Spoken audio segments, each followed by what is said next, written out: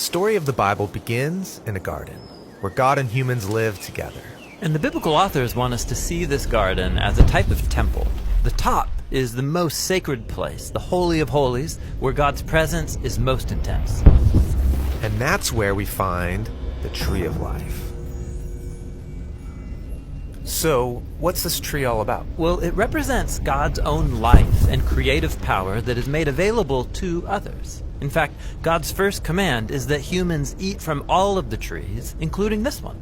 So you're ingesting God's own life. That sounds intense. Yeah, this meal transforms the one who eats it. Or in the words of the story, it leads to eternal life. Okay, but on the way to the Tree of Life, the humans have to pass by another tree called the Tree of Knowing Good and Bad. And God says that eating from this tree will kill you.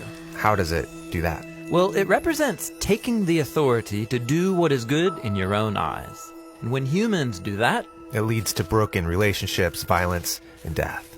And so here's the thing. Both trees look beautiful, but one of them is a false tree of life. And the humans take from this false tree of life. And they're exiled from the garden for good. Which raises the question, can anyone ever get back to the Tree of Life? Well, later on in the story, we meet a man named Moses, and he encounters God in a desert tree on top of a mountain. Oh, you mean the burning bush, where Moses is told that he's standing on holy ground. Yeah, it's a plant on a mountain radiating with God's life and power, just like the Tree of Life. And God tells Moses, bring your people up to this mountain so we can form a partnership. And this partnership will force them to make a choice. Will they follow gods of their own making, or receive life from the true God? And in this story, they give their allegiance to an idol. And it's just the first of many. The story goes on to show generation after generation choosing gods of their own making. And these idols were usually placed on tall hills like beautiful trees. But they're false trees of life that lead the people into self-destruction, exile, and death. It's like death's grip on us is too strong to resist. Is there any hope? Well, let's turn now to the story of Jesus.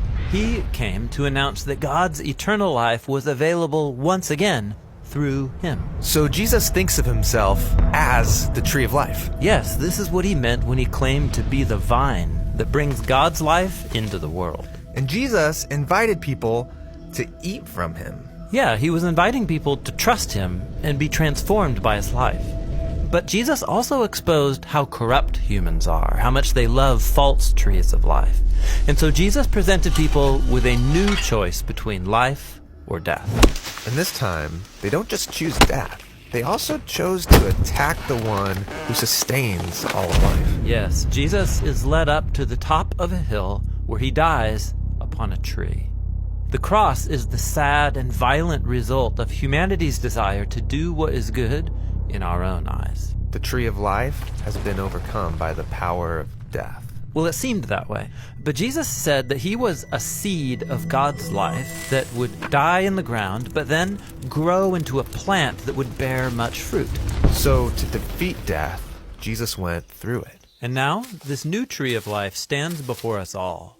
We can eat from it, but it will mean passing through death like Jesus, allowing our old way of being human to die. So that a new humanity can grow in its place. Yes, Jesus said he is the vine and we are his branches. So not only do you eat from this tree, you're invited to become a part of it, helping produce its fruit so that his life and love can spread through us to others. And so the story of the Bible ends in a new garden, which is also a kind of temple, with the Tree of Life at its center, providing healing and life forever to all who choose to eat from it.